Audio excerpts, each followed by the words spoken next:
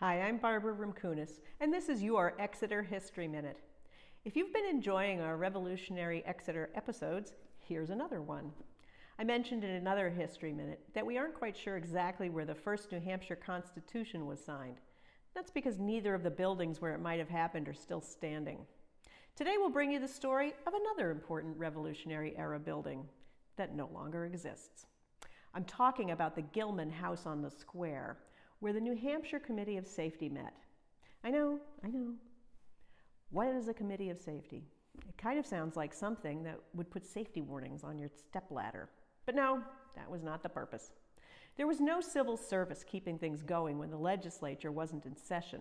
Instead, this work was done by the Committee of Safety. Its members were chosen by the House and Council and authorized to transact the business of the state. The editor of the Exeter newsletter would later describe it as a committee which throughout the Revolutionary War was clothed with almost unlimited power at all times when the assembly was not in session. But where would this all-important committee meet? Sitting in the town square was a two-story gambrel-roofed home belonging to Joseph and Rebecca Gilman. The house was built in the early 1700s by Joseph's grandfather. Joseph's elder brother Tristram was given a Harvard education.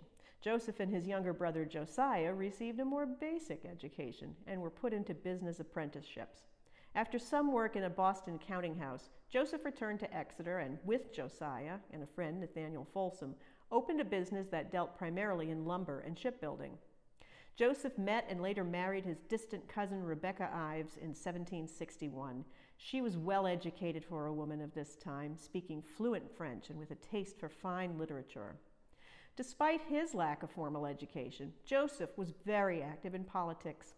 He served as town selectman, and when the Revolution began to percolate, he was involved in drafting correspondence.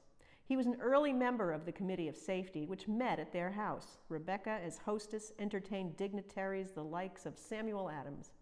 Whenever French officers arrived in town, Rebecca served as greeter and translator. After the war, Joseph was elected to the state senate and served on the Commission of Continental Accounts to pay off the debts incurred during the war. But Joseph's debts piled up. The shipbuilding industry in Exeter collapsed after the war. Joseph and Rebecca, after years of service to New Hampshire, packed up and moved to Ohio. The old house changed hands after that. In 1855, the town wanted the land to build the current town hall. The old Gilman house, now called the Dean House, had its lower floor removed and was hauled to Franklin Street, where it served as a tenement for mill workers. Few people knew about its historic past. Allowed to deteriorate, it became an eyesore before being torched by an arsonist in 1941.